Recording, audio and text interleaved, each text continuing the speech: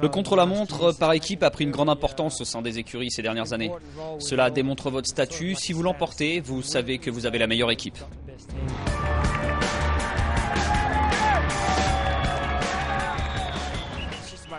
C'est une épreuve très exigeante et je pense que nos performances ces dernières années ont prouvé que nous avons une équipe très disciplinée. C'est bien de savoir que les gars travaillent ensemble, qu'il y a une bonne cohésion et que chacun essaie de donner le meilleur de lui-même. Ce n'est pas aussi facile que le contre-la-montre individuel dans lequel vous mettez tout ce que vous pouvez et voyez comment ça se termine.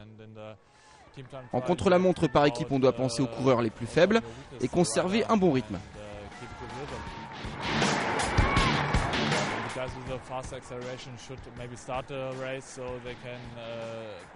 On peut par exemple accélérer fort pour démarrer et imprimer le rythme. De cette façon, les coureurs en bonne forme peuvent prendre de longs relais sur les routes les plus larges.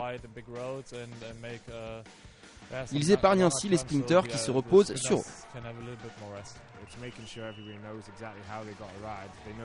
On s'assure que chacun sait comment il roule, comment il se sent quand il est devant ou non. Pour avoir les meilleurs résultats, il faut suivre quand quelqu'un se lance et accélère. Et à l'inverse, si quelqu'un ralentit, on doit aller le chercher et faire en sorte de garder un rythme régulier.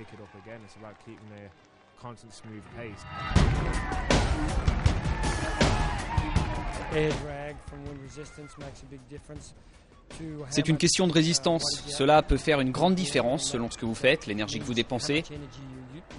Et cela affecte l'énergie que vous conservez pour les derniers kilomètres. Donc l'ordre des relais des coureurs est très important, qui suit qui, car certains sont bons ensemble. C'est assez tactique.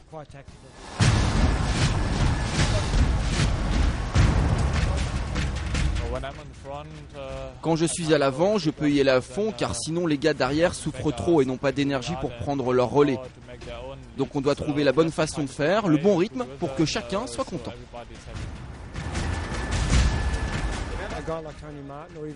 Un coureur comme Tony Martin ou Fabian Cancellara peut totalement faire exploser son équipe en vol en roulant trop fort. Si vous les poussez bien, au bon moment, dans les bonnes circonstances, vous parvenez à utiliser cette force pour l'intérêt de l'équipe. Les contre-la-montre par équipe ont une grande importance de nos jours. Les coureurs au sommet du classement général peuvent perdre beaucoup de temps et cela peut avoir des conséquences de taille pour eux.